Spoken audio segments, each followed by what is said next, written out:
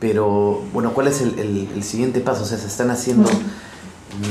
Las misiones no son del todo científicas, entonces se están construyendo armas para defendernos. Se está trabajando en dos líneas, o te diría en tres líneas, porque sabemos que en la Tierra, Claro.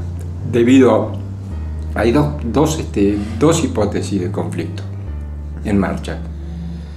Una que es la hipótesis de conflicto exógena, conflicto con los extraterrestres.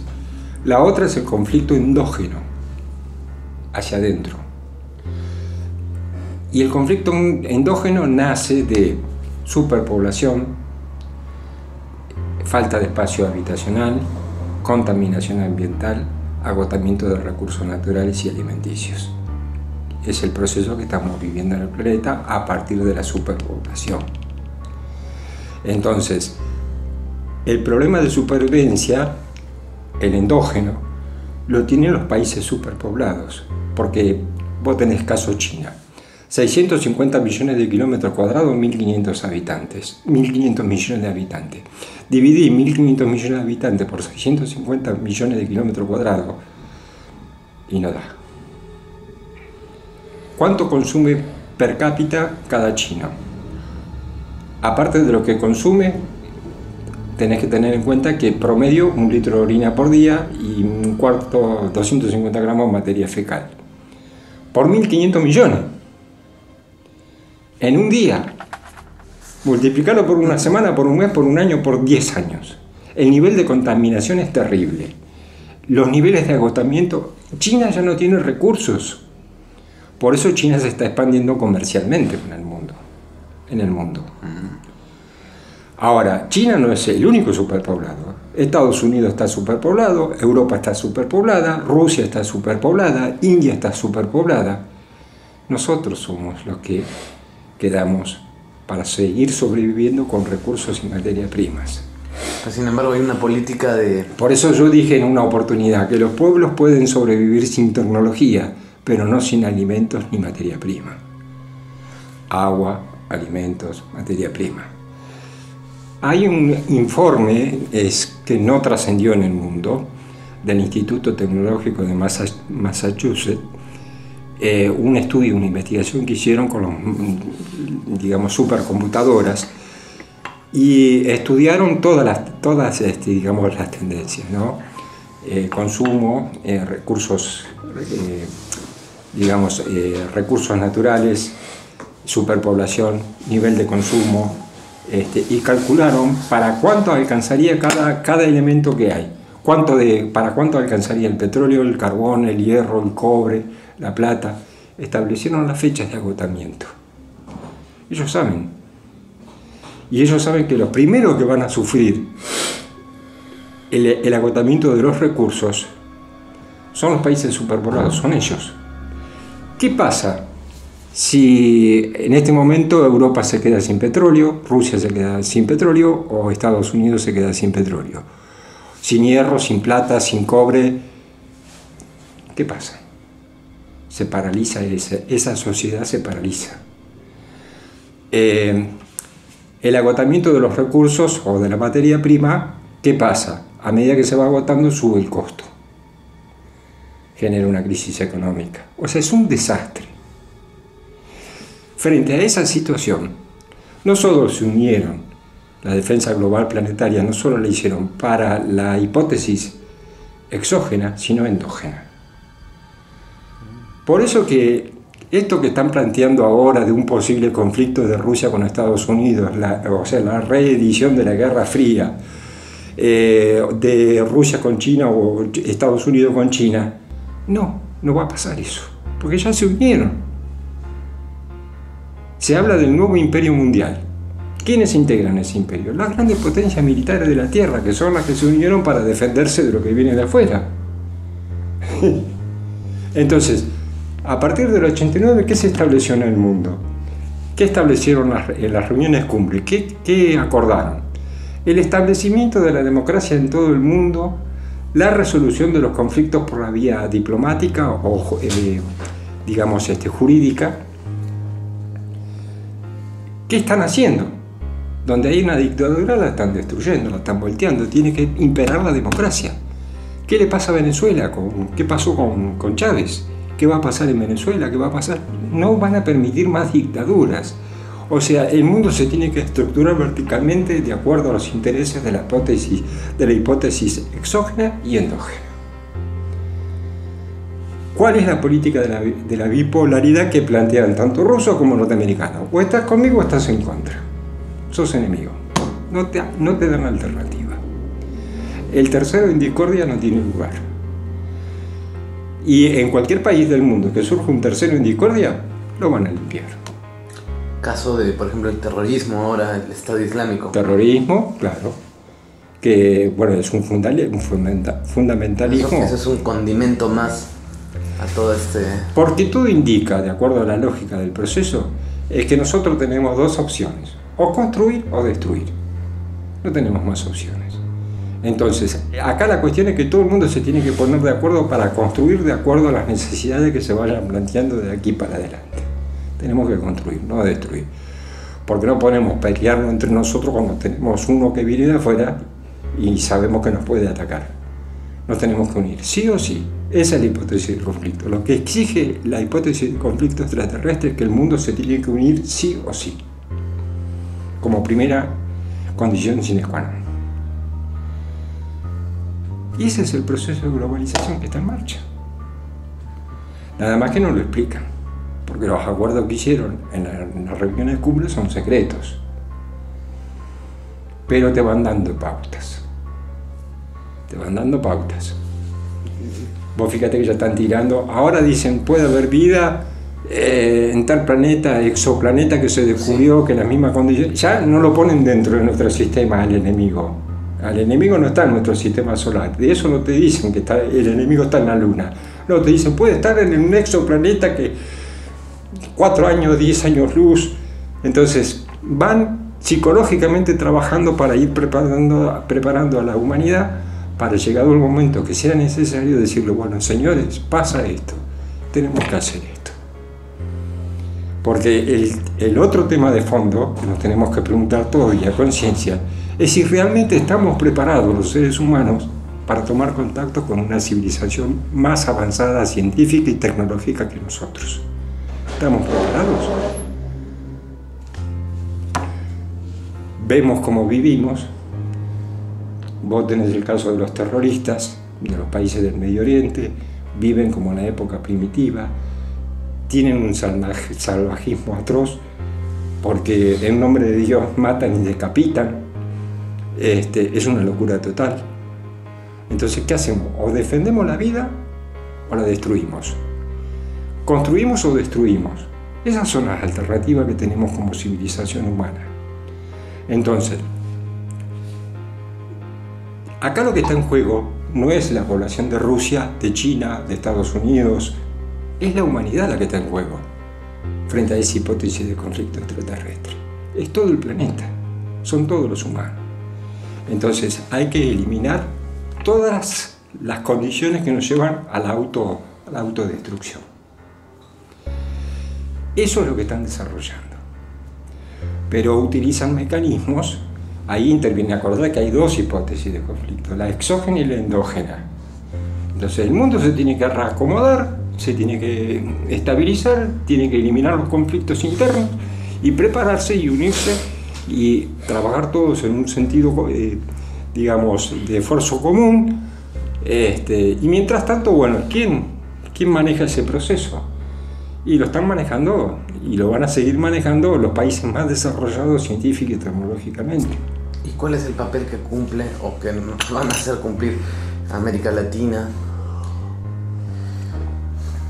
Y nosotros vamos a hacer, como en la industria automotriz hay autopartistas. Vamos a proveer lo que necesiten y nos pagarán y nos darán para que podamos seguir subsistiendo nosotros y seguir trabajando como autopartistas. En el caso de la industria automotriz, la pongo como ejemplo, ¿no? Las grandes corporaciones de automotrices son las que manejan todo el mercado. Y si vos querés laburar, y bueno, tenés que trabajar para una de esos grandes monopolios multinacionales. Fíjate lo que pasa con el coche eléctrico. El coche eléctrico ya está listo para funcionar y para largarlo al mercado. Pero las grandes automotrices no lo hacen por dos razones. Primero, por negocio. Porque le cambian la formita del farolito al Ford modelo tanto y te venden un modelo 2016, después te venden el 2017. Ellos ya tienen establecido cuándo van a largar los coches eléctricos al mercado. Cuando los niveles de petróleo caigan, entonces, como esa industria se destruye, porque si no hay petróleo, ¿a quién le van a vender los coches? Entonces es el momento del cambio. Cuando el petróleo se agotó, bueno, ahora largamos los coches eléctricos. Pero mientras tanto te fueron engañando porque al modelito le cambiaban el color del farolito, le mejoraban la lucecita, le pusieron una computadora, le pusieron un GPS, y todos los años te obligan a gastar plata cambiando el modelo de coche. Ah, porque mi vecino se lo compró, entonces yo me lo tengo. No, porque este es mejor, porque mirá, es más, gasta menos. Claro, porque por ejemplo el carro de hidrógeno o que funciona con agua se habla desde los 70. Sí, esa tecnología está lista para hacer largarla al mercado, pero ¿por qué no lo hacen? Pero se queda de largas todavía. Porque se cae no solo la industria automotriz, también se cae la industria petrolera, las petroquímicas. Del petróleo hay montones de petroquímicas y empresas químicas que trabajan, incluso las farmacéuticas, porque hay muchos productos de la farmacéutica que salen del petróleo también. Se derrumba una economía. Viene desocupación, en la desocupación trae caos.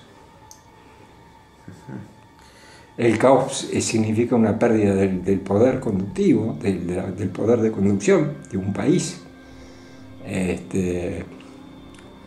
Por eso es que, bueno,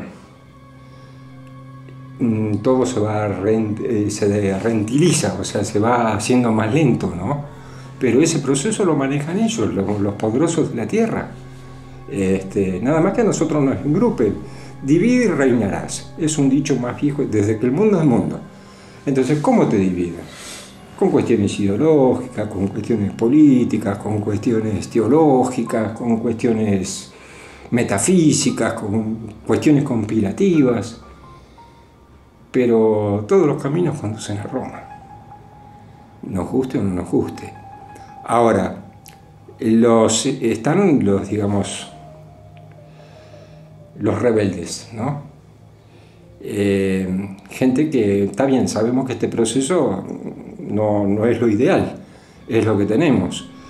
Por eso yo a veces digo que en vez de pelear con los puños, tenemos que pelear con la cabeza. Porque si queremos pelear contra los puños, contra ese sistema, el sistema es tan poderoso que te destruye, tiene todo para destruirte y vos no tenés nada para defenderte. Entonces tenemos que usar la cabeza, ser inteligentes. Si uno quisiera derrumbar todo este poder que está dominando la Tierra, es prácticamente imposible, porque tendríamos que guerrear contra todo el mundo y contra las naciones más poderosas de la Tierra. Tenemos los recursos, tenemos la capacidad humana y la tecnología para hacer frente y desatar una lucha. Nadie lo logró hasta ahora. No lo logró el comunismo, no lo logró el nazismo, nadie pudo lograr, porque cualquiera que quiera romper e independizarse va a tener la derecha y la izquierda en pinza, que hace así, te aprisiona y te destruye. El tercero en discordia. No lo van a aceptar nunca. Alguna gente decía que el nacionalismo es cosa del pasado. Y en este proceso de agotamiento de recursos, de materia prima, etcétera, etcétera, yo he dicho que el nacionalismo es cosa del futuro. Porque a medida que se agote, a medida que aumente la contaminación, el cambio climático va a traer migraciones en masa. Las migraciones en masa van a desatar conflictos. Volvemos a la época primitiva, cuando los pueblos luchaban por las tierras fértiles o por las zonas donde había caudales de agua, ¿no? Y justamente este proceso que se ha iniciado de globalización, como ellos saben que ese proceso va a venir, ya se inició. Ya se inició. Ellos tienen que frenar ese proceso de conflictos, digamos, heterogéneos, que empiezan a desaltar conflictos por todos lados. Entonces la invasión ya es económica. O sea, y los chinos ya están acá. Fíjate qué detalle. Hay los conspirativos que están diciendo que se viene la guerra con China, que la tercera guerra mundial, que Estados Unidos en enfrentamiento. Es mentira. ¿Quién es el mayor acreedor de Estados Unidos? Son los chinos. Y Estados Unidos tiene que acordar con China y tiene que hacer acuerdos. Y va a acordar. Y ya está, acordaron. China va a poner, dijeron hace poco, China va a poner una estación espacial propia. Probablemente de socio con los rusos. ¿Vos te crees que China, así porque sí, sin pedirle permiso a nadie, va a poner la estación espacial? ¿Los norteamericanos lo van a dejar? ¿Los rusos lo van a dejar? No, ya está combinado, ya está acordado. Porque se necesitan 2 estaciones espaciales para ejercer la defensa global del planeta. Una ya está. Estados Unidos, Europa, Rusia. Japón también interviene. La otra la van a hacer probablemente los chinos, los rusos y participen los norteamericanos también en la estación espacial de los chinos. Pero, bueno. 2 estaciones espaciales girando para poder controlar lo que pueda venir de la Luna. Estamos todos en este planeta. Y si viene de algo de afuera y empezamos a tener, se nos pone fea la cosa, y bueno, no nos va a quedar otra alternativa. El peligro está no en lo que puedan hacer los otros, en lo que hagamos nosotros, porque nosotros somos agresivos. El ser humano es agresivo. Y frente a un peligro, ¿qué hace el ruso medio, el norteamericano medio o el chino medio? Ataca. Y esa va a ser la gran macana. Esa puede ser la gran macana. Mientras no tengan los elementos y los medios tecnológicos como para sentirse seguros de poder atacar y vencer, no lo van a atacar. No los van a dejar entrar. Pero cuando le empiecen a cortar las líneas de entrada a la Tierra, porque ellos necesitan también los recursos, ¿y qué van a hacer los otros? ¿Se van a morir de hambre? Sí o sí van a querer tomar recursos. Esta es la clásica. Esto pasa acá en la Tierra entre 2 pueblos. Cuando hay recursos, uno lo tiene y el otro no, y bueno, el que no lo tiene lo quiere tomar, como sea, ya sea por vía pacífica o por vía violenta.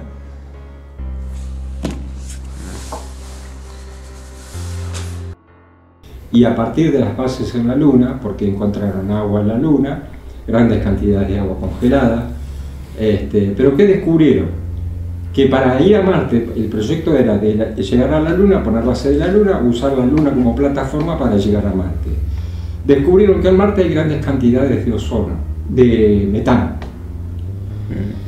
Entonces dijeron, bueno, ponemos las bases en la Luna, pero las naves que van a ir a Marte van a funcionar en base a metano. En vez de hidrógeno, metano. Metano, hidrógeno y oxígeno líquido. Tenían agua en la Luna, tienen hidrógeno, tienen oxígeno, pero habían decidido que el combustible para ir a Marte iba a ser el metano. Barack Obama dice que no, que ese proyecto es inviable, que va a ser muy costoso porque va a haber que mandar abastecimientos a las bases en la Luna y qué sé yo. Bueno, canceló el proyecto y ahora dicen que van a hacer el viaje directo a Marte. Están trabajando para eso.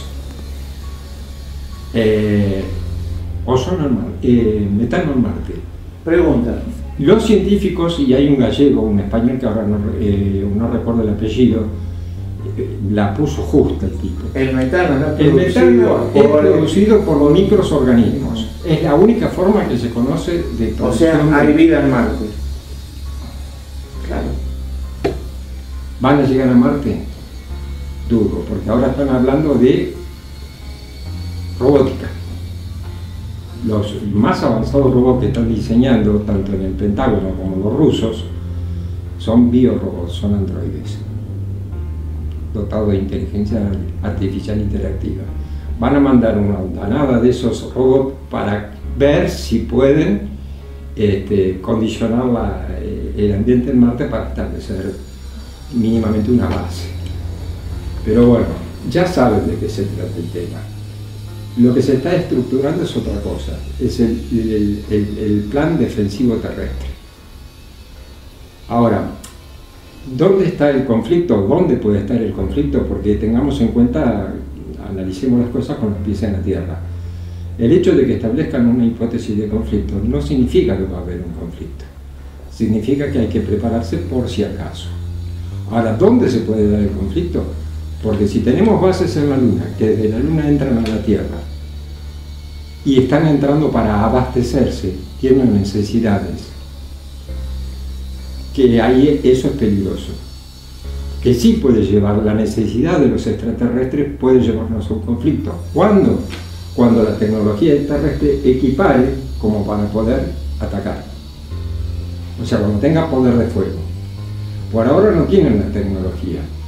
Pero cuando lleguen a tener la tecnología, y ya están alcanzando, ya están llegando a niveles muy desarrollados, van a frenar, van a tratar de parar de que los extraterrestres ingresen a la Tierra.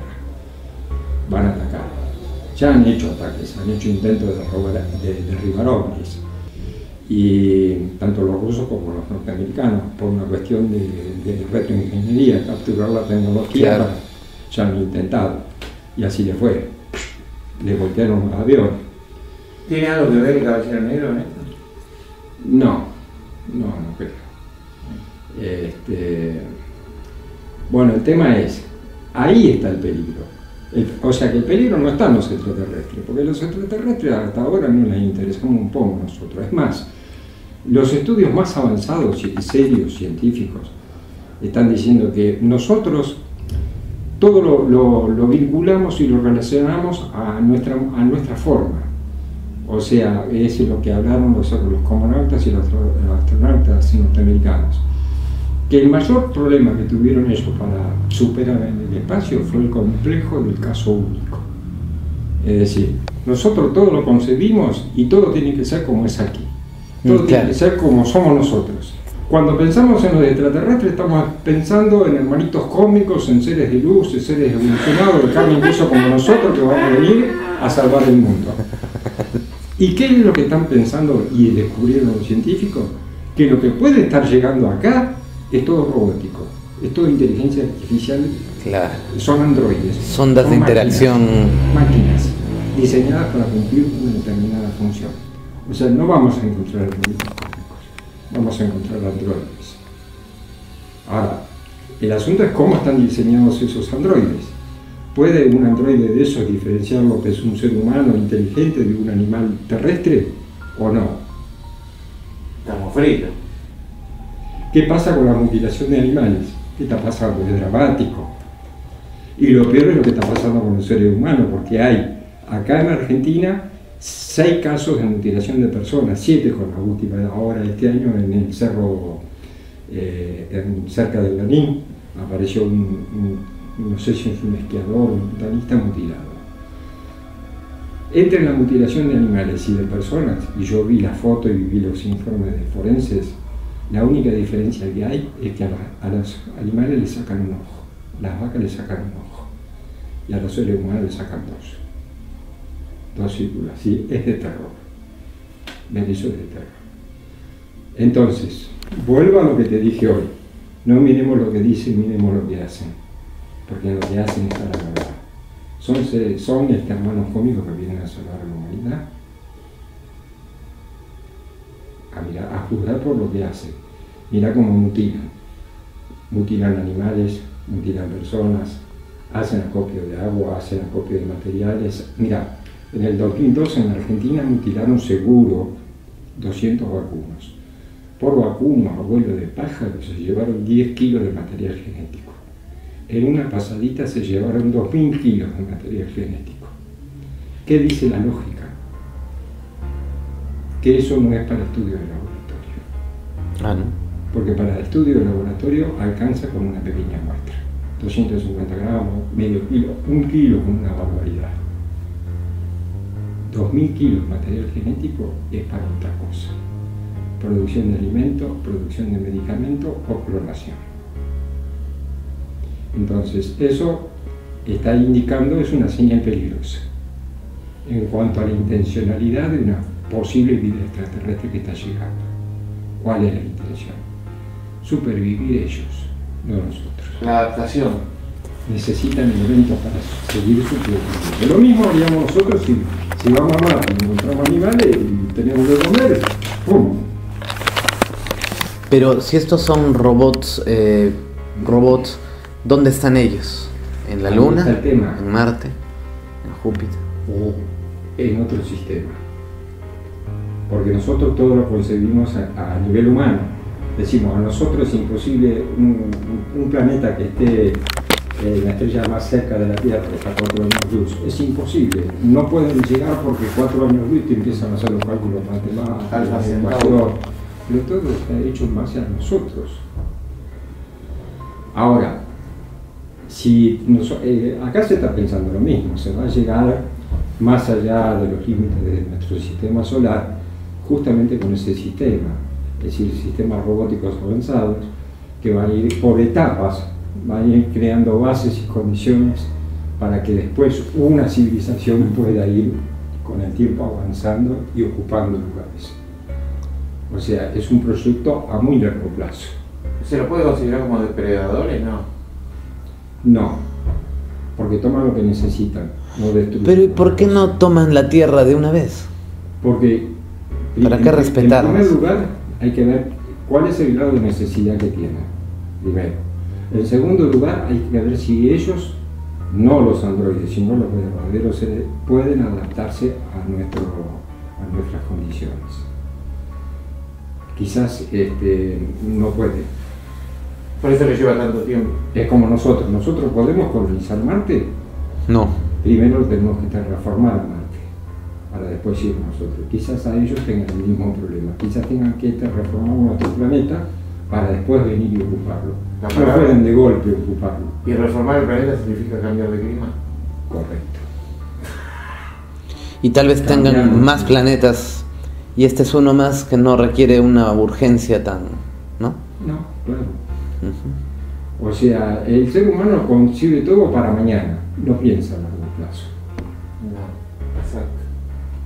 Ahora, la diferencia de nosotros, los sudacas, como dicen los del norte, con los del norte, es que los del norte sí piensan a 50, 100, 200 años más adelante. Nosotros somos los que estamos pensando para el mes que viene a lo máximo.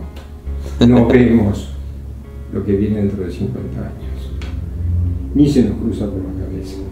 Por eso nos cuesta tanto comprender. Y bueno, tenemos un nivel muy bajo de comprensión, porque todo lo encaramos desde el punto de vista de la creencia. Y yo creo que puede ser así, o yo creo que puede ser así, pero el método científico indica otra cosa. Una cosa es creer y otra es saber. Todas las creencias se basan en hechos no comprobados ni verificados como ciertos. Es una suposición que se la toma como cierta y verdadera. Pero la metodología científica se basa sobre dos pilares fundamentales: el testimonio y la prueba. Si el testimonio no tiene prueba, es una suposición, no es una verdad cierta. La gran equivocación es en transformar una suposición en algo cierto y verdadero. Dicen, bueno, es una cuestión de fe, ¿crees o no crees? Pero la cuestión de fe, la fe, escúchame, ¿en qué se basa la fe? En la creencia. La creencia. Bueno, yo supongo que es así, listo, esta es la verdad, yo creo en esto. Y no se discute, ¿eh? Es una cuestión de fe. Y no se discute más. Claro. Ahora vos preguntás, ¿dónde está la prueba que demuestra que eso es realmente así? Y volvemos a pensar, es la fe. Es la fe, te dice. No hay base es la sólida negación para... total. Así vos le pongas la prueba adelante, dice no, pero te le van a buscar la vuelta, van a buscar la evasión interpretativa para evadirse de esa realidad y te va a decir, no, pero yo, mi fe, punto. No le abrís la cabeza. ¿Viste? Y esto se sabe en los niveles de ciencia, neurología, psicología, todo esto que estoy diciendo es sabido científicamente, es conocido. De ahí que se utiliza en psicopolítica, guerra psicopolítica, control de masas, se utiliza gabinetes de gente muy especializada en neurociencias, en psicología, que saben cómo manejar al ser humano. Saben que el ser humano tiene un nivel así, entonces bueno, por un lado, por el otro, es lo que los norteamericanos llaman influencia estratégica. Y en la influencia estratégica utilizan cualquier tipo de recursos. Todo válido. Es lo que llaman la publicidad blanca y la publicidad negra, o sea, la influencia blanco-negra. Caso más evidente fue las armas químicas de Hussein. Nunca existieron. Las armas atómicas de Hussein nunca existieron. Fue un invento. Fue un invento para atacar y tomar el petróleo y tomar. ¿Y las blancas cuáles son? Y las blancas son las que más o menos te dicen, bueno, sí, mira, esto es realmente así, te dan ese nivel de cooperación. Que también está manipulado. Está manipulado. Dirigido hacia... Pero te tienen que convencer de alguna manera con una prueba. De alguna manera. No, ellos te van a dar, digamos, en el caso que ellos necesiten que vos trabajes para ellos te van a dar buena información. Te van a dar la precisa para que vos no cometas errores o no te retobes, digamos. Pero decir, no, sí, mira, esto es así, por esto. ¿Cooperás? Sí, bueno, listo. Las condiciones son estas. Entonces, y te van a ir llevando, pero en el sentido que a ellos les interesa. Vos seguís siendo un número. Seguís siendo un número. Claro, habló de un control... No, perdón, de una estrategia de la guerra de las galaxias, ¿no? De esto. ¿Cuál es el papel que están jugando ahora, por ejemplo, las Fuerzas Armadas de los diferentes países con respecto a la creación de gabinetes que investigan el fenómeno OVNI, ¿no? Por ejemplo, en Perú, hace poco se reactivó el DIFA. Yo te voy a comentar el caso de George Adamski en Estados Unidos. Es interesantísimo andar e investigar ese caso, George Adamski. George Adamski era un astrónomo aficionado. Te hablo en la época del 47 al 50. En Palo Alto, creo. En Palomar. Tenía un restaurante, era aficionado a la astronomía, tenía 2 telescopios. Cerca de Nuevo México estaba, cerca de Roswell. Él tomó fotografías de ovnis. Los servicios de inteligencia lo entrevistan, le piden que colabore con los organismos de inteligencia y, bueno, George Adamski empieza a trabajar para los organismos de inteligencia. Ahora, ¿cuál fue el trabajo que hizo George Adamski? Se transformó en místico. Fue el primer contactado. Fue el que empezó a formar grupos del contactismo telepático con los ovnis. Anduvo por todo el mundo fomentando eso. Después vinieron muchos más. Vino Meyer, vino Sixto Pascual, vinieron casi muchos. Con el mismo mensaje, ¿no? Un calco. Es el calco.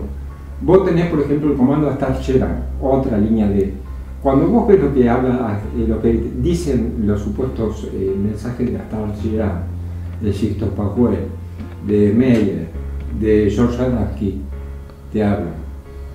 Confederación Galáctica, hermanos cósmicos, digamos espíritus de luz o seres de luz que vienen a salvar el planeta, plan de evacuación que se van a llevar a los puros, ¿no es cierto?, de la Tierra. Es una constante comerte la cabeza y para que te unas a ellos. Como todas las grandes corrientes religiosas. Las grandes corrientes religiosas. El arca, sí. Se habla, los que estudian el tema de las sectas, se sabe cómo es el trabajo de lavado de cerebro, cuando se habla de sectas peligrosas, sectas destructivas, todas tienen el mismo patrón y trabajan sobre el mismo método. Las grandes corrientes religiosas también hacen lavado de cerebro. Mirá los testigos de Jehová, los mormones, los católicos, los musulmanes, todos trabajan sobre un lavado de cerebro. Les ponen un molde en la cabeza, les ponen un pendrive, ¿no es cierto? Y bueno, listo, le ponen la venda así, es cuestión de fe, punto, listo, obedece. O sea, ellos son, ¿cómo se podría decir? Por un lado, o podrían ser engañados por estos seres extraterrestres, se podrían aparecer como maestros y engañar a la gente, o esto viene por parte de una manipulación, de un contrato, un convenio que hacen los gobiernos con los contactados mayores. Podría ser. Ahí claro. Pues estamos en un problema de especulación total. Pero que existe hasta cierto punto. Pero ¿cuál es el? Yo le preguntaba. O puede ser que algún grupo, digamos, que haya tomado conocimiento y bueno, después ellos empezaron a utilizar ese conocimiento para para beneficio propio. Pero el fenómeno ovni, según como por ejemplo lo venimos investigando en Perú, Sí. tiene muchas aristas, ¿no? Porque hay Sí. diversos contactados, ni siquiera se podría decir metafísicos, sino gente que es hasta atea, como el caso de algunos paleontólogos, Sí. o uno, ¿no? Que han tenido oportunidad de conferenciar con estos seres. Y vienen de, por un lado, por ejemplo, Klaus Honinger Mitrani, que es un paleontólogo muy conocido en Perú, conversó con unos que le dicen no, que no son extraterrestres, ellos son de la Tierra, ¿no? Hay O sea, un tema, el fenómeno ovni tiene un multiorigen, sí, sí, o sí. solo son estos Ya, robots. hay más de 360 hipótesis que pretenden explicar la naturaleza de los ovnis del fenómeno. Y la menos conocida de todas es que los extraterrestres no son extraterrestres. Es la menos conocida. Es la menos conocida. Son sobrevivientes de los atlantes. Esa es la más o menos, no sé si de los atlantes, pero es la que nos inclinamos un poco por los testimonios. No sé, el fenómeno ovni en Perú no hay mucha mutilación de ganado, por ejemplo, como acá. Me parece raro porque acá sí pasa de una manera, allá de otra. Bueno, para mí Mitchell estudió la oleada 56-58 en Francia, de ovnis. Amigo de Jean Cousteau. Jean Cousteau fue el que le propuso a él. Sí, Claro, porque Jaime Mitchell era totalmente escéptico, decía que no. Entonces, en una discusión, en un encuentro que tuvieron con Cousteau, dice: vos que sos analista del sistema, sabés que la teoría del caos en el universo, que dentro del caos hay un orden. Dice: ¿por qué vos que sos analista ponete a investigar a ver si encontrás algún orden en la aparición de los ovnis en Francia, la soleada? El tipo se puso a laburar. ¿Qué descubrió? Descubrió un patrón de conducta. Descubrió que los ovnis entraban por Bayonne y salían por Vichy, ¿no? En Francia, y que tenían las naves nodrizas puntos de detención donde salían los ovnis, operaban en distintas, volvían y seguían.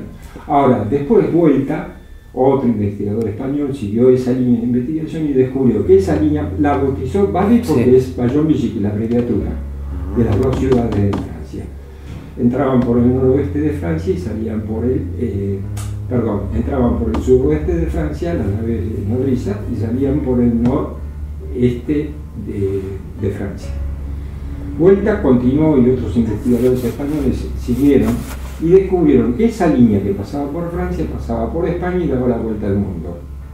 Y pasa por la Argentina. Y ahora entiendo más. Entra por el sur, por cerca de Bariloche, y sale por Misiones. Y están los puntos, ¿viste? De donde se desplazan las naves, paran, salen, operan y vuelven, y se siguen. Estudió mucho. A punto tal que en un par de años más me van a dar la razón. Es decir, la ciencia me va a dar la razón. Cuando yo planteé que el contacto telepático no sería telepático, me dijeron que estaba loco, que yo no sabía nada de contactismo, de cuestiones digamos, relacionadas a los fenómenos paranormales. Bueno, ¿cómo es el tema? Hay un pequeño detalle en los encuentros cercanos y en la abducción de personas que revela que no es un contacto telepático como lo pensamos nosotros, porque nosotros todo lo hacemos a semejanza nuestra, ¿no? Que en los casos bien estudiados de abducción de personas, y esto se da a nivel en todos lados, porque evidentemente el tema ovni tiene un patrón común. ¿Cómo se da el caso qué dicen los testigos de casos de abducción? En la mayoría de los casos dicen que los impacta una luz, los paraliza, pierden el estado de conciencia y no recuerdan más nada. ¿Es así? Sí. Desde el punto de vista, y te pido que esto lo consultes, pues porque tenés que escarbar en las distintas líneas científicas para ir cotejando una cosa con otra. Sí, La gente que estudia los fenómenos paranormales científicamente, psicólogos, parapsicólogos, neurólogos, te van a decir que la persona que realmente tiene capacidad telepática o de percepción extrasensorial, en el caso de un contacto telepático, no pierde la libertad de movimiento y no pierde el estado de conciencia. ¿Qué significa entonces? ¿Qué ocurre con las personas que abducen? Es una interferencia bioeléctrica a distancia. O sea, interfieren todo nuestro circuito bioeléctrico. Como cuando interferimos una radio o un canal de televisión. ¿Viste que hay? ¿Cómo se interfiere? Vos tenés un transmisor que transmite en la misma frecuencia de esa radio y vos la interferís.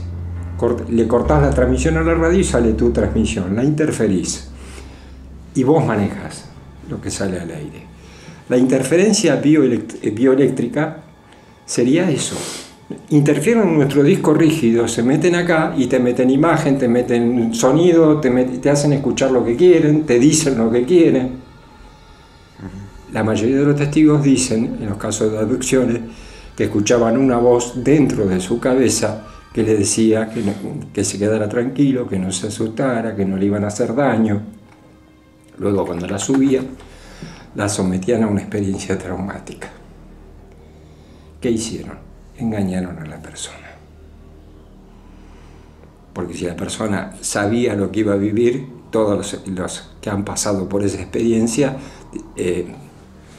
tienen el ¿cómo se llama? El post-traumático, ¿no? El drama.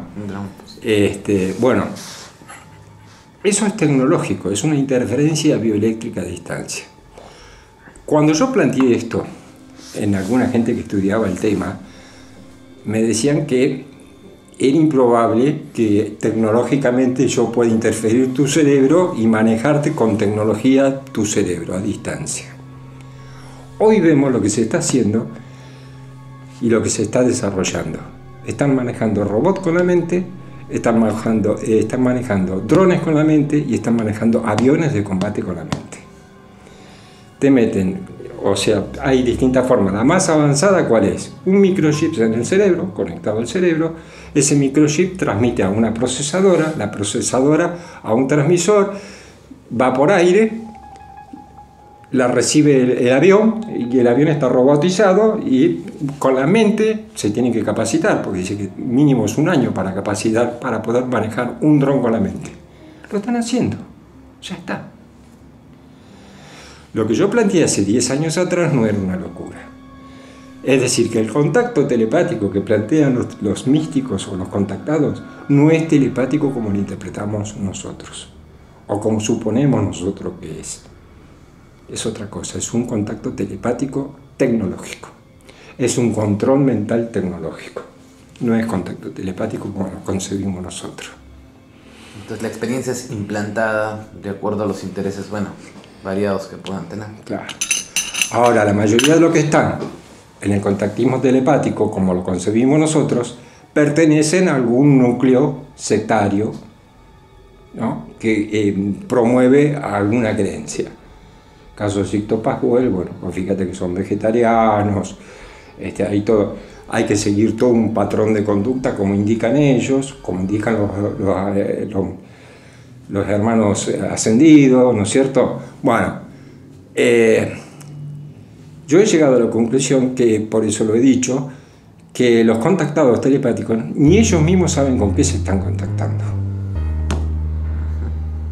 Y yendo al punto... Aún suponiendo, sí, perdóname, no, aún suponiendo que el contacto fuese real, o sea, ¿cómo sabemos nosotros que no están mintiendo? Porque incluso a través del contacto telepático, como lo conocemos nosotros, se puede engañar a las personas. Claro. Toussaint, el mentalista argentino, hipnotizaba a una persona, le daba una cebolla y le decía que se iba a comer una rica manzana. Y cuando la estaba masticando, lo despertaba y el tipo se encontraba, o le decía que estaba en un lugar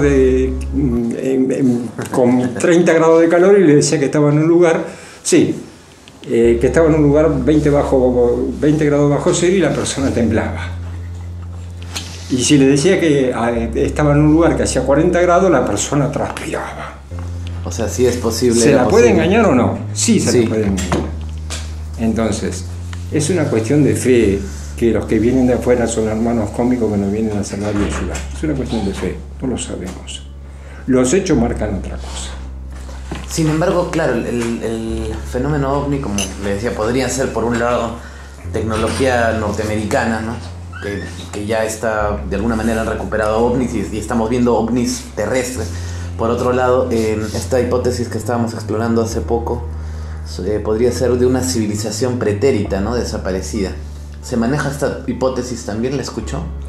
Bueno, No es la muy conocida, hipótesis de los atlantes. Esa hipótesis plantea que anterior al cataclismo hubo una civilización terrestre muy avanzada, más avanzada que la actual, que había avanzado en el espacio, que había puesto bases en el espacio, y que cuando vino el cataclismo perdieron toda la logística acá en la Tierra, los que estaban afuera, no pudieron volver. Algunos que volvieron quedaron, pero como se destruyó todo acá por el cataclismo, todo ese avance y todo ese conocimiento automáticamente se perdió. Y como prueba o como ejemplo te pongo, por ejemplo, hoy tenemos el manejo de la energía nuclear, tenemos plantas nucleares, tenemos aviones, tenemos computadoras, pero en el Mato Grosso hay etnias indígenas que están viviendo en estado primitivo. ¿Qué pasaría si hoy, esto es especulativo, qué pasaría si hoy realmente se produce un cataclismo en la Tierra y solamente algunas partes del planeta, como puede ser, no sé, las etnias indígenas del Mato Grosso se salvan?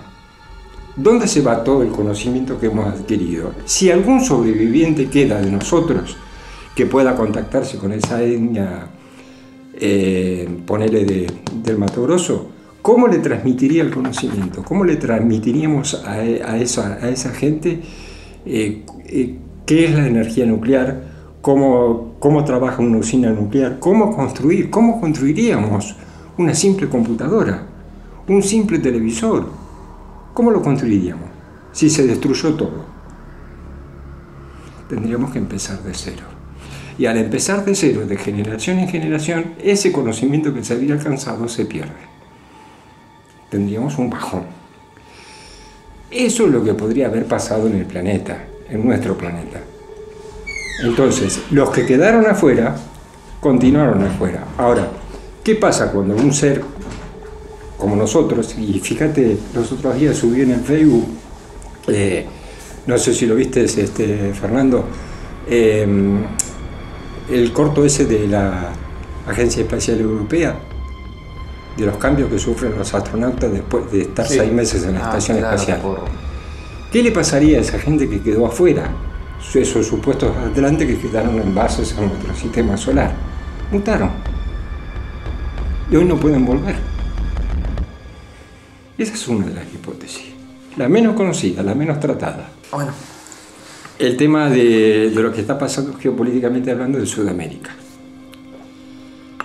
¿Cómo te puede generar? Bueno, Estados Unidos había establecido como fecha máxima tope para el establecimiento del ALCA en Sudamérica el 2015. ¿No? Estaba Venezuela, estaba Brasil, estaba Bolivia, estaba Perú, estábamos nosotros, fomentando el viejo proyecto de San Martín O'Higgins, ¿no? Se rechazaba el ALCA, no se quería el ALCA y se planteaba una alternativa, una salida nacionalista. Era el mercado común de Sudamérica, la unificación de Sudamérica, el mercado común sudamericano. Estados Unidos, cuando yo me enteré que ponía como fecha tope el 2015, dije, bueno, sonamos. Va a caer Brasil, va a caer Venezuela, vamos a caer nosotros. Y vamos vía ese camino. Ahora, yo estoy hablando con alguna gente conocida, de mucha confianza, estoy hablando del Triángulo de Fuego en Sudamérica. Porque vos fíjate cómo siempre trabajaron. Mirá cómo trabajaron en Medio Oriente, en todas partes hicieron lo mismo. ¿Cuál es el Triángulo de Fuego en Sudamérica? Chile, Perú, Bolivia.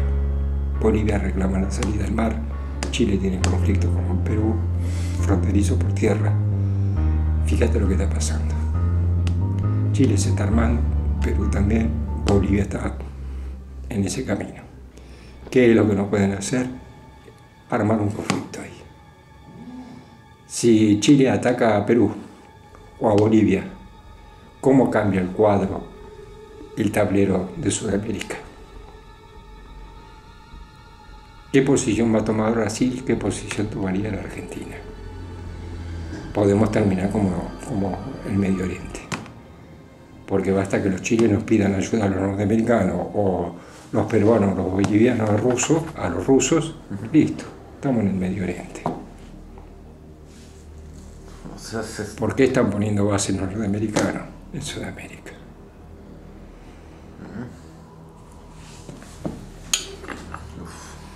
Ahora, boludos si entramos en ese juego. Por eso yo digo que tenemos que pelear con la cabeza y no con los puños.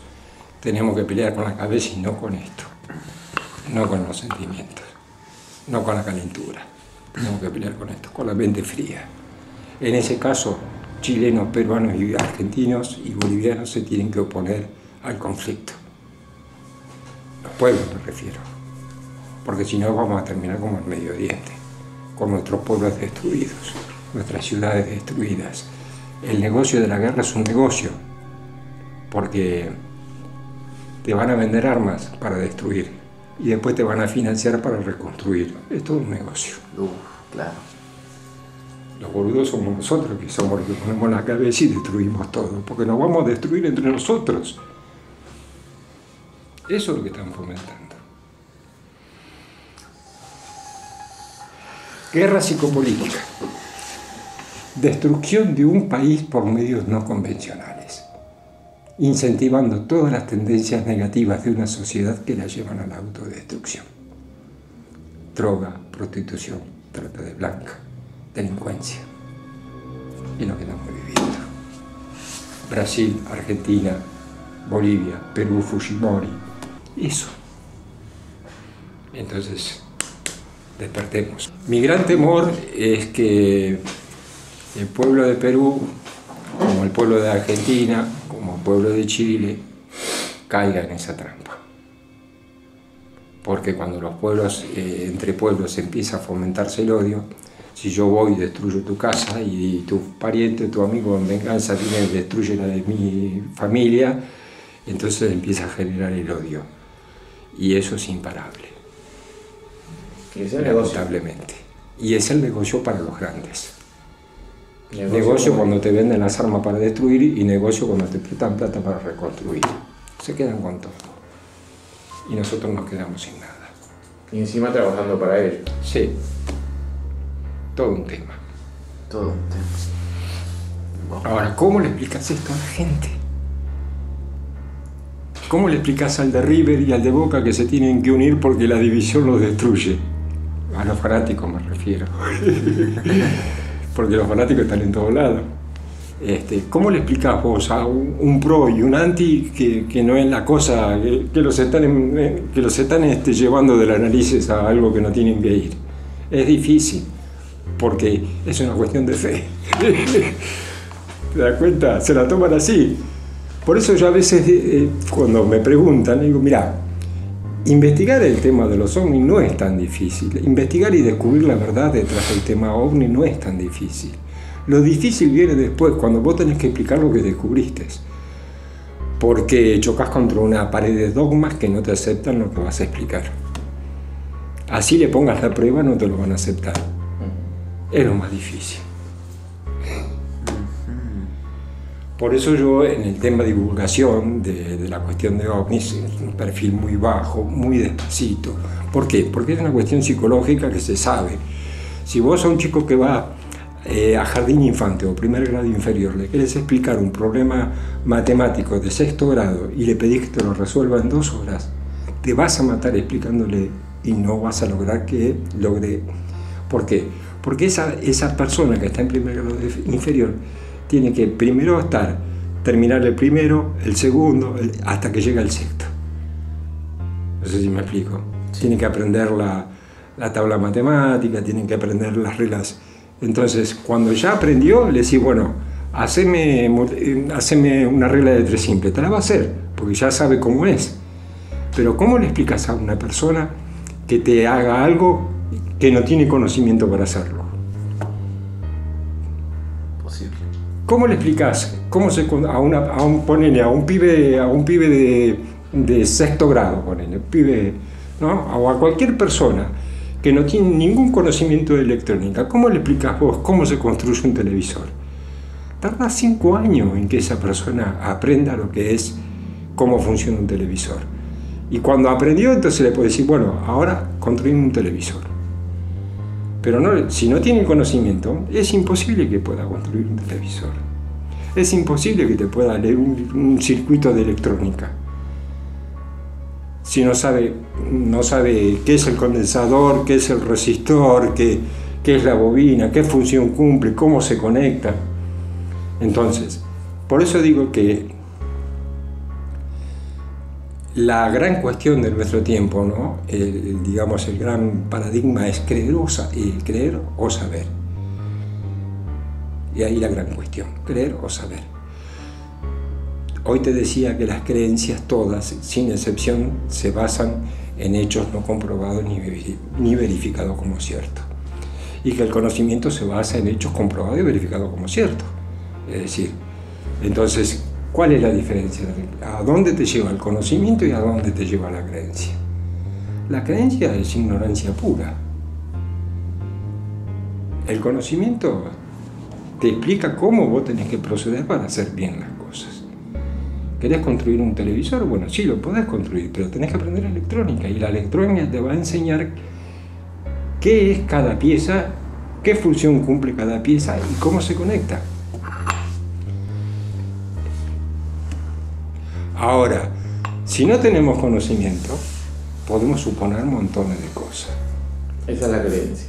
Es la creencia. Yo puedo suponer que el televisor, como los antiguos indígenas, ¿no? Que cuando iban con la cámara de fotos, los primeros exploradores no se querían sacar fotos y las mataban porque decían que le iban a sacar el alma. No sé si me explico. La creencia. La creencia. No el conocimiento de cómo funcionaba una cámara y saber que no te robaba el alma. Eso es el conocimiento. La creencia, así les hacía pensar y creer que les robaba el alma. Mira, en la isla de Papúa, en el año, no me acuerdo si fue en el 47 o 48, en la guerra con Japón, aterrizó un avión norteamericano en la isla de Papúa. Ay. El caso de la isla de Papúa. Sí, muy conocido. Llegaron los pilotos para congraciarse, le regalaron chocolate, encendedor, qué sé yo, y los indígenas de la isla los tomaron como dioses. Bueno, los tipos repararon el avión, se fueron. Ahora, todos los años en la isla de Papúa construyen un pájaro de paja para adorar a los dioses que bajaron del cielo. Eran los norteamericanos. Es verdad, es una historia muy linda. Claro, sí. Sí. Los cultos cárboles, dicen. Yo digo, los hermanitos cómicos, ¿son dioses? ¿Son como nosotros o son máquinas que están viniendo robotizadas con toda la parafernalia de la inteligencia artificial interactiva y qué sé yo? Otro tema que a veces yo planteo, porque uno podés hacer esos bocadillos nada más, porque no podés entrar en una discusión con un fanático, ¿viste? Pero es decir, sabemos que se está haciendo clonación, sabemos lo que hoy la genética está haciendo, que te sacan un pedacito de piel y te hacen un clon. Lo hicieron con la oveja, lo hicieron con la vaca, ¿no es cierto? Un pedacito, sacaron un doble. Ahora, ese doble, ¿tiene espíritu o no tiene espíritu? ¿Tiene alma o no tiene alma? Y si tiene alma, ¿esa alma es de origen, digamos, de naturaleza angelical o demoníaca? Le haces esa pregunta a un cura y lo metes en un brete que lo matás.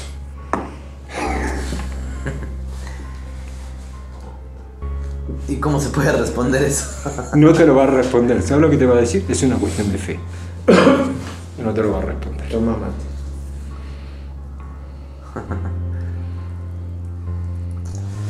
Sí, justo hablábamos, hablando de la... Porque se habla del espíritu, se habla del alma, pero ¿existe realmente? ¿Está probado que el alma existe? o que el espíritu existe. Y le llamamos espíritu, pero ¿qué es el espíritu? Es inteligencia genética. Vos fíjate qué interesante, ahora que hablo de eso me acuerdo de algo.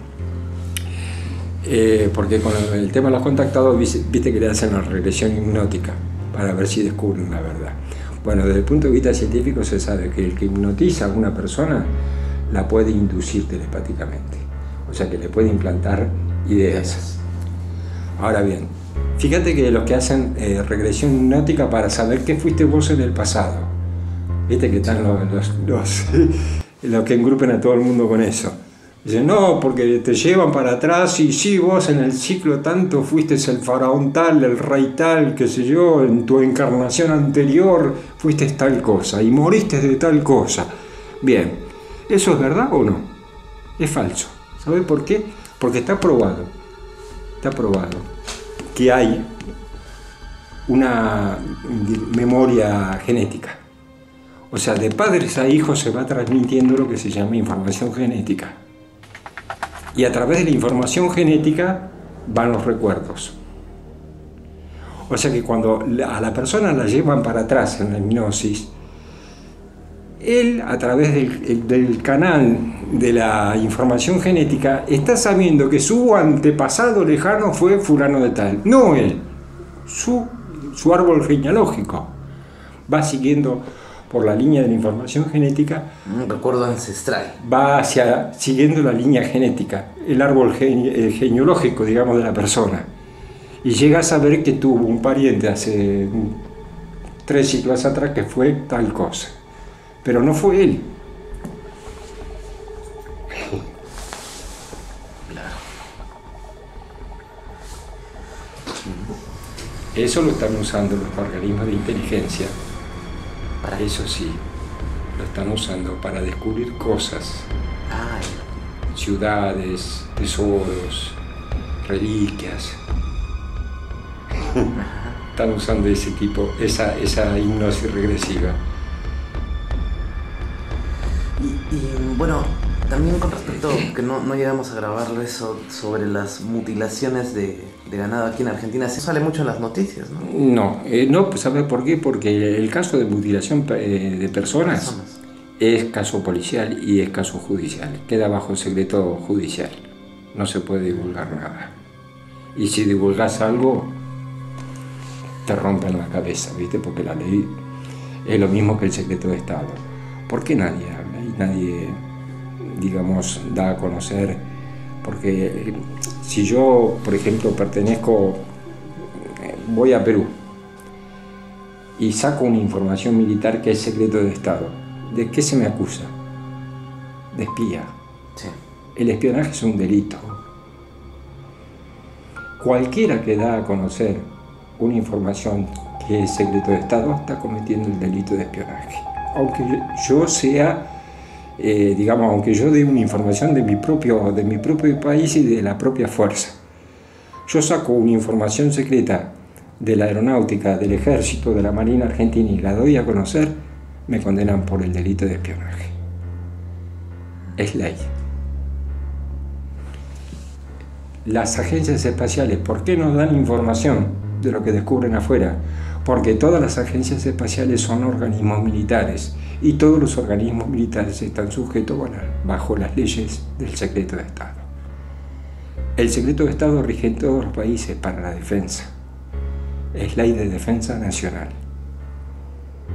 Por eso nadie va a dar información. El único que puede autorizar desclasificar una información secreta es el comandante en jefe de un país. Y ese comandante en jefe es el presidente.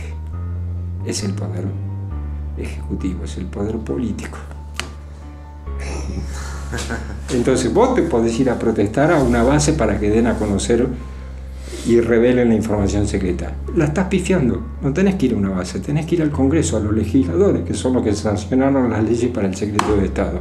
Tienen que modificar la ley, tenés que ir a pelear ahí, al Congreso, no a la base militar, porque el militar dice, nosotros no hacemos la ley, la cumplimos, saludo uno, saludo dos, y no te van a dar la información.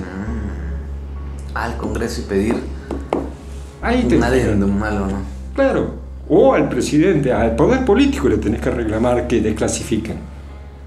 Al Congreso, al poder político, al Ejecutivo o al Legislativo. El Ejecutivo te puede decir, no, yo tengo que cumplir la ley, habría que modificar la ley. Bueno, anda al Congreso y pedirle a los diputados y a los senadores que modifiquen la ley y que desclasifiquen. Es la única manera. Que lo propongan como un... Claro. ¿Qué le pasó a John Fitzgerald Kennedy? John Fitzgerald Kennedy públicamente dijo que iba a dar información del tema extraterrestre. Y a los pocos días lo limpiaron. Y nunca se supo quién lo mató.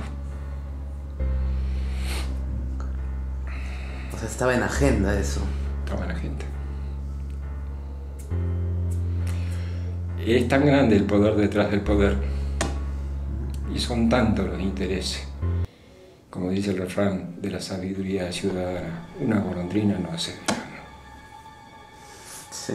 ¿Y qué tan cierto es esto de los ovnis que son tal vez infalibles? O sea, ¿se accidentan también? ¿Qué tan cierto es que se han recuperado? O sea, ya el ser humano está con la tecnología de derribar ovnis. Lo que puede ser es que accidentan. Probablemente hayan logrado derribar algún ovni. O puede ser que eso es interesante, por eso te pedí, Tepper, que analizaras bien el tema de la hipótesis lunar. Sí. Vos sabés que cuando se entra a la Tierra, mismo los astronautas, tienen que entrar a 45 grados, con un ángulo de inclinación de 45 grados entrar. Si no entran a los 45 grados, en vez de entrar, rebotan y se van para afuera. Lo que sí puede ser algún accidente de ovni, no creo, porque es una tecnología de locos.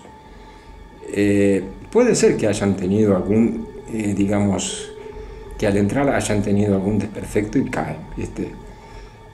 La otra posibilidad que puede ser es que el tema de los cañones láser o el cañón infrarrojo, ahora sabemos que está esa tecnología, pero esa tecnología ya la vienen desarrollando de hace 2 o 3 décadas atrás. Y sí puede ser que la hayan utilizado para derribar ovnis. Sé que algunos ovnis lo han derribado, porque estaban muy interesados y siguen estando muy interesados en capturar esa tecnología. Todos, Ahora, hay otro detalle con lo de Roswell. ¿Qué pasó en el famoso caso Roswell? Era cuando la, digamos, conquista espacial, la carrera espacial ya estaba en marcha, y esto es antes del 61, y se estaban haciendo lanzamientos de astronautas y cosmonautas en secreto. Intentos de poner en órbita un astronauta en secreto que fracasaron. Uno de ellos cayó en Roswell. Incluso hay una foto que dicen que era una nave extraterrestre. Cuando vos ves la estructura, cualquier ingeniero aeronáutico terrestre te lo va a decir, no, eso es un cohete con un astronauta adentro, porque se ve cómo está armada la estructura. Está el astronauta con el casco quemado, carbonizado, y dijeron que era una nave extraterrestre. ¿Qué fue eso? Un despiste para tapar lo que había ocurrido. Le echaron la culpa al plato volador, al extraterrestre, ¿viste? Que nunca existió, obviamente. O sea que ya existían algunos, se intentaba, claro, desde Hitler, ¿no? Él también intentó. Sí, ya hubo intentos. Los rusos, ¿cuántos intentos hicieron y que fracasaron? De poner, antes que Yuri Gagarin, en el 61. ¿Cuántos largaron? No te lo dicen, nadie lo va y no lo van a decir. Como tampoco dicen que Área 51 fue construida antes de la Guerra Mundial. Claro. También. Sí. Así dicen. Pero claro, uno no tiene pruebas de esas cosas, porque si vos entras a investigar eso y agarrás algo de eso, te echan las manos así y te meten adentro por espionaje. Por eso es tan difícil llegar a eso. Pero hay cuestiones que... Bueno, se dice que los rusos llegaron primero a la luna que los norteamericanos, y es probable que sí. Es probable que sí, pero no lo van a decir porque fueron y no volvieron. Y eso tendría que ver con las bases extraterrestres en la Luna también. Probablemente. Hubo algunas de las misiones Apolo que de vuelta llegaron rajuñando, tuvieron muchos problemas. Nunca lo dijeron. La Mir, la Estación Espacial Rusa, fue una misión norteamericana a sacarlo porque le habían sellado la puerta, estaban atrapados dentro de la Mir, no podían salir. Eso fue publicado. Que fue una falla, un desperfecto. Dijeron que no sé si fue un meteorito, que fue que impactó contra la puerta y que quedaron. Entonces los norteamericanos, ¿quién podrá llegar? El Chapulín Colorado fueron los grandes héroes que salvaron a los rusos, ¿viste? ¿Por qué tiraron abajo la estación Mir? Nunca lo dijeron eso. Pero vos sabés que la estación espacial Mir ya era inhabitable. ¿Sabés por qué? Porque los microorganismos que habían transportado a la estación espacial de los rusos seguían sobreviviendo en el espacio. Se comían los cables, se comían las plaquetas de las computadoras, los microorganismos. Estaba invadida de microorganismos. Y llegó un punto que la tuvieron que, pues ya era obsoleta, ya no la podían habitar, la tiraron abajo. Y la tiraron abajo para destruir toda. Vos sabés que esto, si vos indagás en exobiología, vas a encontrar la información. Han descubierto los exobiólogos que por año caen a la Tierra 1,5 toneladas de microorganismos que vienen del espacio. Ahora, no se sabe si eso es por los meteoritos o está siendo mandado. Claro, sí. Poblar. Otro detalle. Vos no sé si te acordarás de aquel conflicto que hubo en el sur argentino con los indios mapuche, porque la NASA, buscá información porque está. ¿Te acordás que la NASA hizo un programa para recolectar muestras genéticas de todas las etnias humanas? ¿Que iban a sacar sangre? No. Bueno, eso se hizo. La NASA tomó muestras, fue por Europa, por todo el mundo. Sacaron de todas las etnias, sacaron muestras de sangre para hacer un banco genético. Wow. Los mapuches en el sur se negaban a que le saquen sangre. Y hubo un conflicto ahí. Eso trascendió, fue publicado en los medios. Bueno, la NASA es una agencia espacial de investigaciones espaciales. ¿Para qué la NASA quiere un banco genético de la humanidad? Porque la única forma de saber si aparece un tipo caminando por la calle, la única forma de saber si es de acá o no, es con una comparación genética. Si no, no podés saber. La NASA tiene un banco genético de la humanidad. Hizo un banco. O sea, la NASA teme que los extraterrestres ya están entre nosotros. Es que es probable que sí. No lo sabemos. No lo sabemos. Se quieren asegurar, por lo menos. Por lo menos tenerlo. Porque ¿cómo haces la muestra? ¿Cómo haces la comparación? ¿Cómo vos podés determinar si esa persona es de acá o no es de acá? Tenés que tener la muestra, sacarle una muestra y hacer la comparación. ¿Cómo, digamos, las madres de Plaza de Mayo hacen la comparación para saber si el hijo tal es de la persona tal? Sacan la muestra de los parientes, la cotejan y dicen sí. Y si no, la muestra dice no es compatible. Es la única forma, no hay otra. ¿Para qué hicieron el banco genético?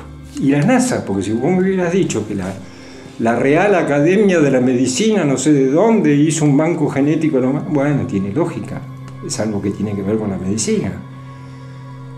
Pero la NASA... Justo estábamos hablando con Fernando sobre las nuevas adquisiciones del Vaticano con respecto a sus telescopios.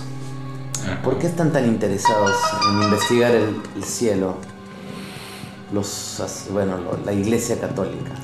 ¿Qué papel? Y porque la iglesia siempre tuvo un conflicto con la ciencia. La iglesia siempre ha estado en conflicto con la ciencia, porque la ciencia, incluso la iglesia se opuso y le hizo una gran guerra a Einstein. ¿Einstein qué planteó? La teoría de Einstein, la teoría de la unificación del conocimiento de Einstein. ¿Sabe qué planteó Einstein? Que a través de digamos, unificación de todas las disciplinas científicas, el ser humano iba a llegar a conocer la mente de Dios. Es extraordinario eso. ¿Sabes por qué? ¿Quién hizo la naturaleza? Suponemos que Dios. ¿Quién hizo el universo? Suponemos que Dios. Bueno, pero cuando estudiamos la naturaleza, ¿quién hizo a la abeja? La hizo la naturaleza, por ende la hizo Dios. Cuando hay una nueva disciplina, digamos, en los últimos 40 años surgieron muchas nuevas disciplinas, además de la genética. La biomimética, la biomimesis. ¿Sabes qué estudia? Estudia la mecánica, la biomecánica de los insectos. Claro. De todos, y no solo insectos, peces. ¿Por qué? Porque a través de la biomecánica después reproducen. Para hacer armas, herramientas. Y están haciendo artefactos. Están haciendo los pájaros que vuelan, están haciendo las moscas que vuelan, están haciendo todo robótico. Estudian cómo es el ala, cómo funciona, cómo es el mecanismo, cómo es la bioelectricidad, cómo es los circuitos, biomimesis. Entonces, nosotros, los seres humanos, nunca, digamos, inventamos y no descubrimos. O sea, no inventamos. Descubrimos lo que la naturaleza ya hizo.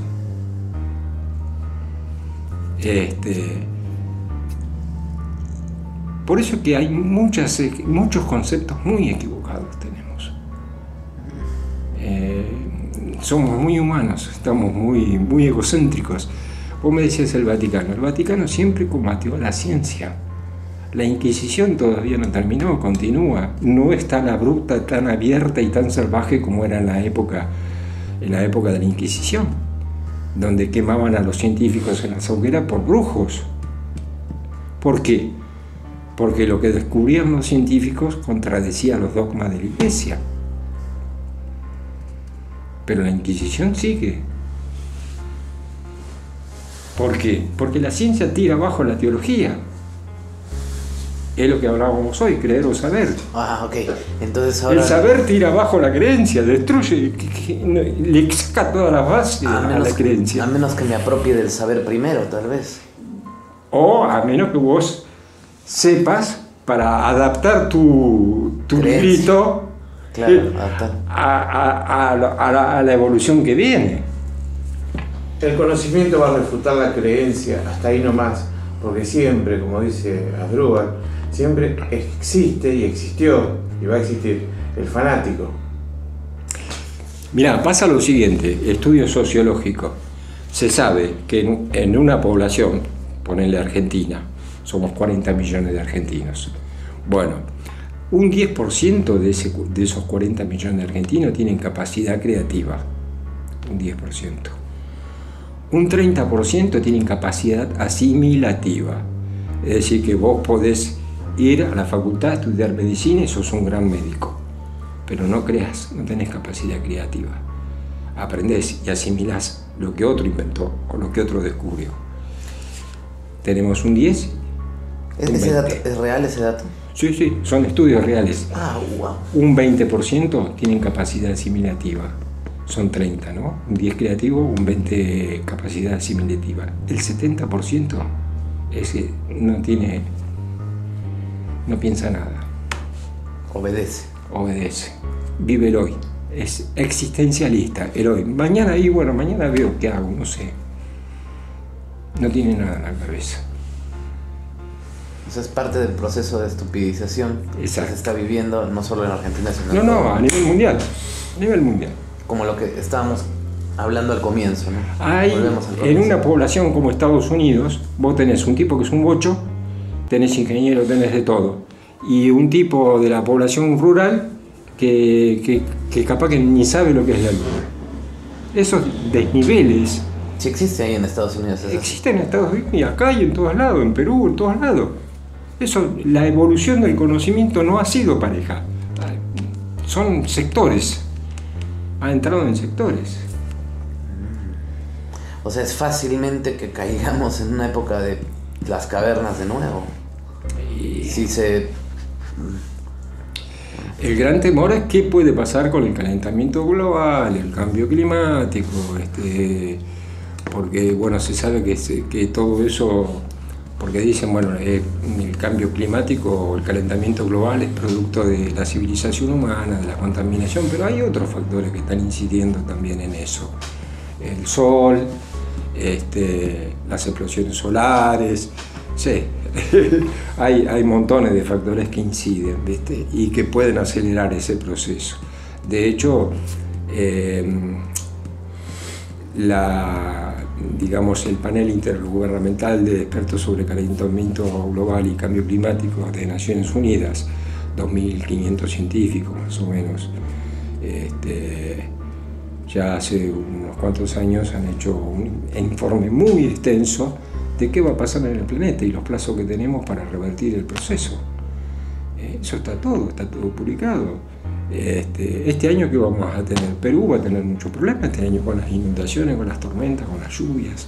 Nosotros también acá vamos a tener muchos problemas, porque la tendencia, ¿cuál es? Se va a todos los extremos. Mucha sequía, mucha lluvia, lugares que antes había desierto se van a inundar, lugares donde había agua se van a secar, todos los extremos, ¿viste? Va a haber tornados en zonas donde nunca hubo tornados, y bueno, y ellos saben cómo todo ese proceso va a afectar. Saben, mira, en la estación espacial tienen un sistema nuevo de última generación que pusieron para detectar los sismos, los terremotos. Hoy Estados Unidos, 5 horas antes que se produzca un terremoto en cualquier parte del mundo, Estados Unidos sabe dónde va a haber un terremoto. ¿No? Así como eso, ellos saben qué zona del planeta se puede hundir y qué zona se puede elevar. Ya lo saben, por los estudios satelitales, de acuerdo a cómo se van moviendo las placas tectónicas. Ahí vi los otros días que Estados Unidos advierte que puede haber un super sismo en Perú y en Chile, de 9 y pico. Ya lo saben los tipos. Ellos, porque están viendo cómo se están moviendo las placas, las presiones, las temperaturas de arriba, ellos están controlando y viendo todo. Ahora, ¿qué pasa si no te avisan? Ahí se acabó todo y les queda para repoblar ahí lo que quieran. No, es interesante porque es interesante saber por qué. Es interesante saber por qué. Porque si, por ejemplo, ahora Norteamérica nos avisa que va a haber en Buenos Aires un terremoto y se da la noticia, ¿cuál es la reacción de la población? Nah, es macana, eso no es verdad. Nadie le da bola. ¿Qué pasó con el super terremoto de Chile? Se perdió el control por 48 horas, fue un desastre. No tenía luz, la gente no estaba preparada, no le habían dado bola.